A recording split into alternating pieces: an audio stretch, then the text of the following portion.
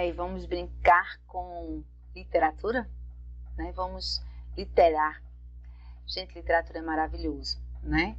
E vocês chegaram agora no 2º ano e a gente está trabalhando o romantismo, né?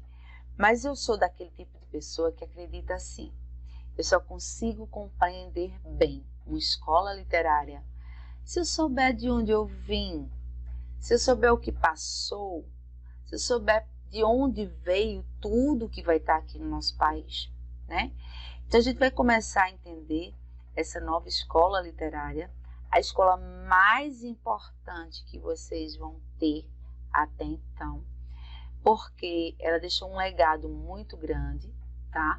É uma importância muito grande. Grandes autores da nossa literatura vai estar nessa escola. E a gente deve muita coisa a essa escola literária. E que escola é essa? Pensando, analisando o que foi esse romantismo, né?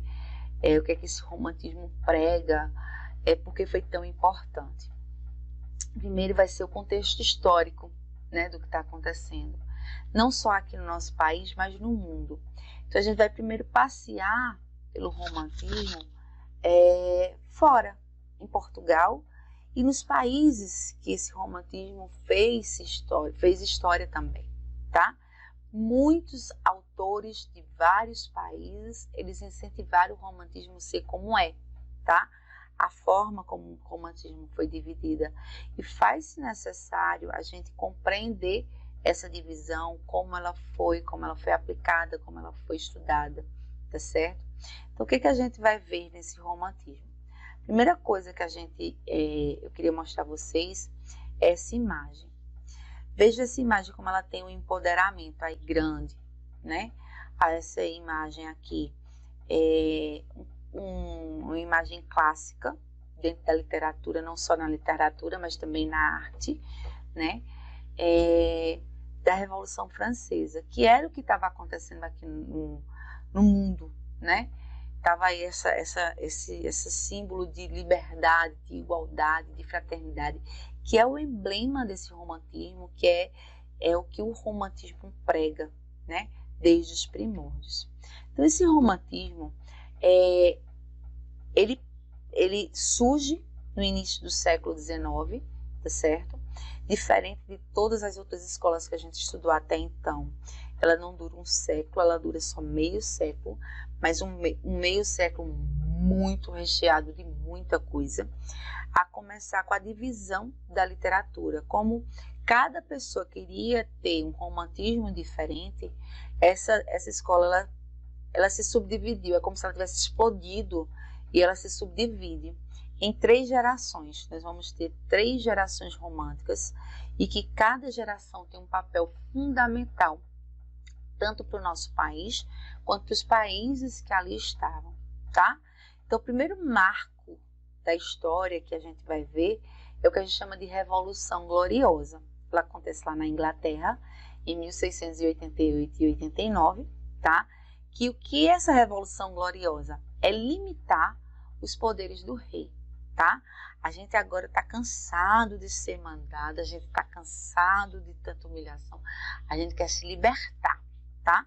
A gente quer uma nova democracia, aliás, uma nova democracia não, a gente quer um país democrático, a gente quer ser independente, ou seja, os países estão ali querendo modificar todo o sistema até então conhecido, tá?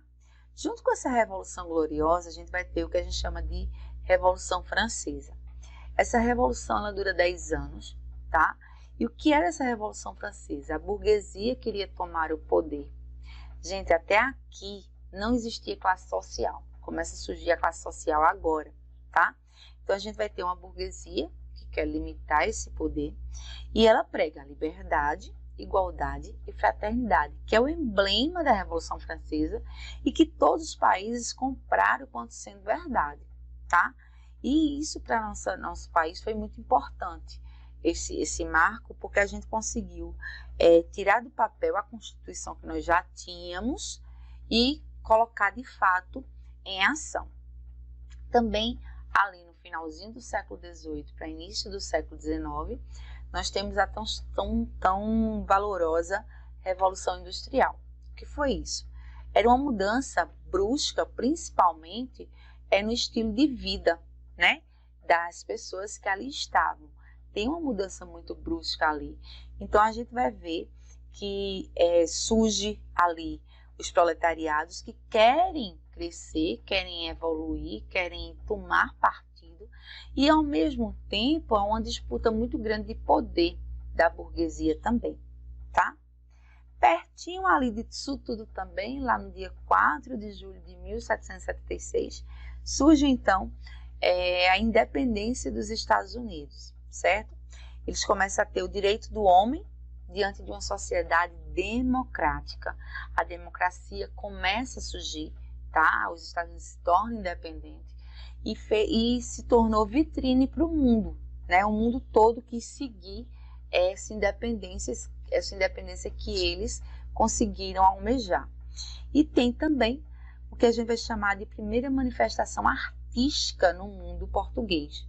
Português não, burguês, perdão, é burguês. Ou seja, vai ter ali manifestações artísticas de tudo que é situação que vai sendo colocada em pauta para ser apresentada, tá? Então, lá na Alemanha, surge um rapaz chamado Goethe. Goethe é um grande autor alemão, tá? E Goethe ele assinala o início de uma fase romântica lá na Alemanha muito importante. Por quê? Porque ele foi uma ponte entre o que era estranho, o que era conhecido, o que era misterioso, o que era invisível, o que as pessoas temiam e ao mesmo tempo tinham uma curiosidade de encontrar.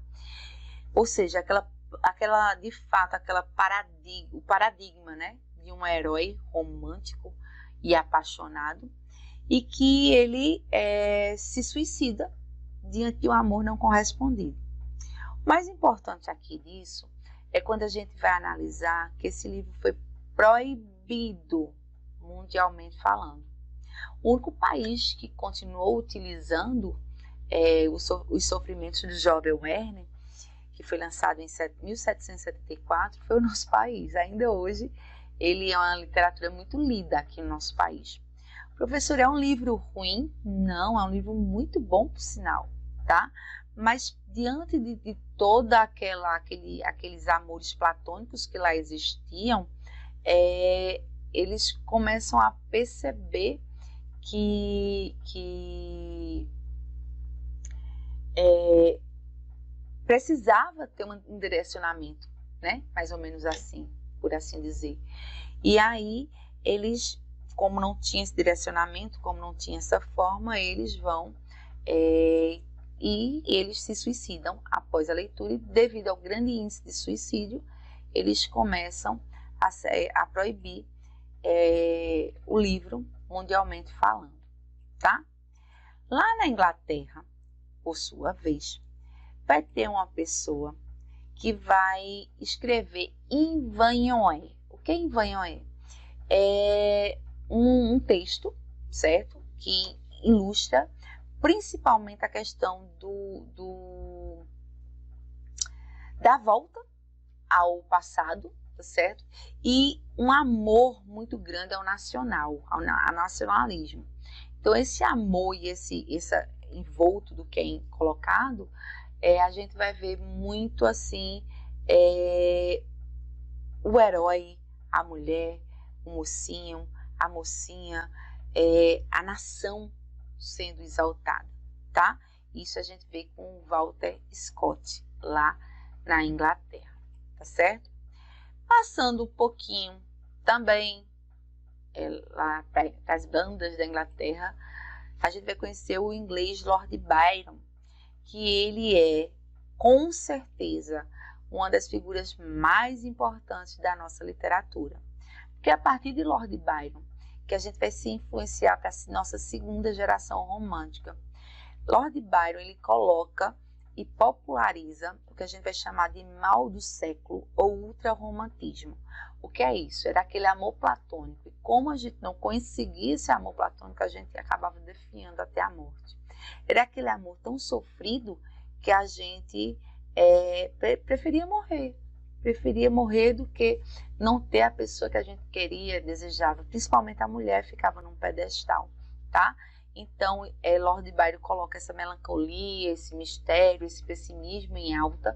E ainda hoje, no século XXI, a gente traz muita coisa de Lord Byron para as nossas vidas, né? Porque a gente acredita que para amar verdadeiramente, a gente tem que sofrer. E não necessariamente é assim, né? A gente, para amar verdadeiramente, a gente apenas tem que amar. A gente tem que se valorizar, a gente tem que ser livre, né? Mas as pessoas ainda traz muita coisa desse autor inglês que foi tão importante para a nossa literatura brasileira também, tá? Quais são as características desse romantismo, falando lá em Portugal e mundial? Quais são essas características? Nós vamos ter a rejeição aos ideais clássicos, nós não vamos querer mais aquela coisa metrificada, escancionada, rimada, não, a gente descarta isso. A gente vai exaltar a pátria e a natureza, certo? Principalmente a nossa nacionalidade, isso em todos os países. Há uma liberdade muito grande de criação e como não tem métrica, como não tem rima e não tem os temas pré-estabelecidos, a gente vai trilhar por um sentimentalismo muito grande e esse sentimentalismo vai ser externado de várias formas, de várias dimensões, vamos dizer assim, entre elas a saudade, a melancolia, a imaginação, o individualismo, a religiosidade, o nacionalismo, isso tudo vai estar envolto essas características do romantismo. Além de que é algo extremamente subjetivo, tá certo? Vai ser subjetivo, não é nada direto ao ponto. E a gente vai ter o que a gente chama de individualismo, egocentrismo e escapismo. Essas três características são bem peculiares para a gente entender o que foi essas características do romantismo. Por quê, professora? Porque a gente vai entender que esse egocentrismo e individualismo fazia com que eles ficassem cada vez mais depressivos, tá? Quais são as características gerais desse romantismo? Pessimismo, eram muito pessimistas, nada dava certo, queriam contar sua história, tinham saudade da sua infância, procurava os heróis medievais, tá certo? As trovas lá do trovadorismo, os heróis que lutavam pelo seu amor, trazia uma tradição popular muito grande, além de uma crítica social muito inserida no nosso ser humano, tá? Além de uma mulher idealizada, inalcançada e que servia de inspiração para todo e qualquer amor que viesse, tá? Dentro disso tudo, a gente vai ter o eu romântico, a gente vai ter o espaço e o tempo. E o que seria esse eu romântico, o espaço e o tempo?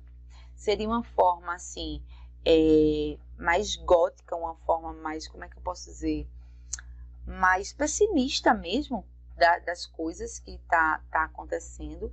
Eram homens que entravam assim, tá? E que eles tentavam externar o que estavam sentindo com muita tristeza, com muita melancolia, com muita dor na alma mesmo. E eles tinham muitos sonhos. E por viver dessa maneira, a maioria morriam muito jovens. Eles viviam nas tabernas, eles não se cuidavam. Teve a tuberculose, foi uma doença que matou muito, porque não tinha a ciência, não tinha o cuidado, não tinha as coisas que aqui hoje tem, né? Imagina uma pandemia que a gente está vivenciando naquela época, era com a tuberculose, era com a pneumonia que acontecia, e a gente via isso naquela época, tá? Então, quando a gente percebe esse romantismo acontecendo mundialmente falando, a gente vai ver um romantismo que é cheio de mazelas, né?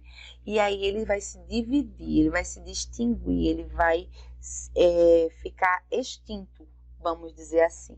E essa extinção desse romantismo vai fazer a gente compreender um pouquinho as três gerações que vão vir aqui para o Brasil, tá? E aí a gente vai ver as características dessas três gerações. Como assim, professora? A gente divide essa literatura, mundialmente falando. E o que acontece aqui no Brasil também vai acontecer em Portugal, vai acontecer em toda a Europa, vai acontecer na França, porque foi uma literatura de fato voltada para o ser humano como um todo, como no geral, tá? Então, aqui no nosso país, nós vamos ter um romantismo que vai ser inaugurado por Suspiros Poéticos e Saudades, com Gonçalves de Magalhães, e ele faz parte da fundação aqui no Brasil. E esse romantismo aqui no Brasil, a primeira geração, ela vai ser pautada com o nacionalismo, tá? Então, o nacionalismo, o índio como nosso herói nacional, lá na Europa seria os trovadores, tá? O pessoal da era medieval. Aqui, como nós não tínhamos era medieval, nós não tivemos isso, a gente vem de 1500 para cá, do classicismo que estava na Europa, e aqui é o quinhentismo, né? Que é a literatura dos viajantes. A gente, então, tem o índio como nosso herói nacional. Então, a primeira geração aqui é introduzida por Gonçalves de Magalhães, e ele traz Suspiros Poéticos e Saudades, porém, Gonçalves Dias é o principal autor. Esse principal autor, ele escreve um texto intitulado Canção do Exílio, que proclama o amor à pátria, esse nacionalismo à pátria de forma muito, muito, muito peculiar, tá? Então, além disso tudo, a gente vai ter a segunda geração, que vai ser voltada para o mal do século, o ultrarromantismo, certo? O que seria o mal do século, o ultrarromantismo? O mal do século, o ultrarromantismo, nada mais é que o sofrimento por amar, o sofrimento por não conseguir a mulher amada, o sofrimento da mulher idolatrada, a mulher que você amava e que você nunca vai atingir. E o principal autor aqui vai ser Álvares de Azevedo. Então eles têm muito medo da morte, ao mesmo tempo eles sabem que eles podem morrer amanhã. Eles morriam, gente, entre 21, 22, 23 anos, tá? Morriam muito cedo, então escreviam muito cedo também, tinham muito medo da morte.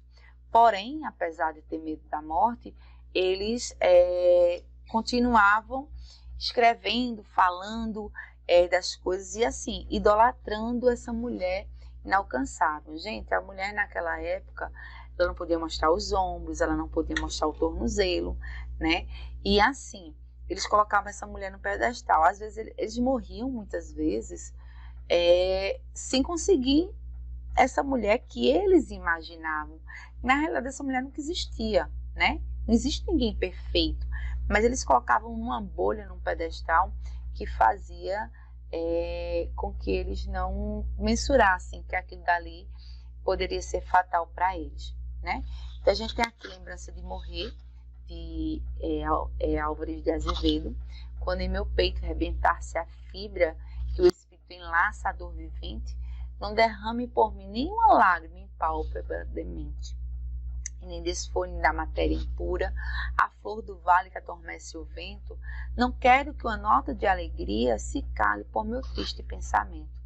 Eu deixo a vida como deixo o tédio, deserto e poema e caminhoneiro, como as horas de um longo pesadelo que se desfaz dobre de um cineiro.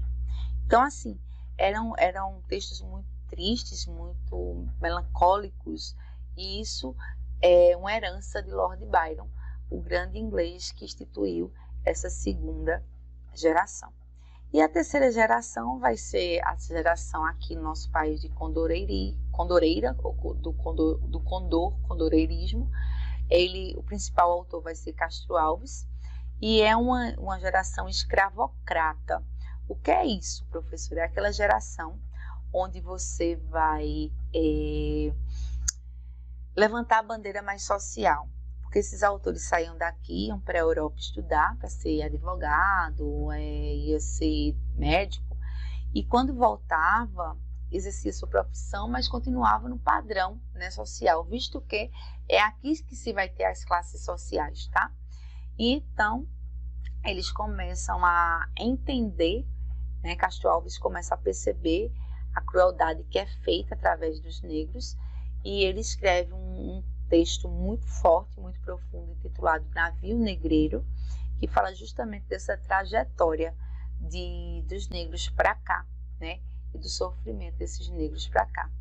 Então, dentro da literatura europeia e dentro da literatura brasileira, né, a gente vê que houve sim uma diferença muito grande das escolas literárias que aqui já tiveram, que aqui já passaram, visto que a gente percebe que não foi uma literatura normal de 100 anos, não, era uma literatura das pessoas que queriam mudanças, pessoas, veja, a gente consegue aqui participar da Revolução Francesa, né? Tudo se encaixa, da Revolução Industrial. Olha quanta coisa importante, historicamente falando, acontece.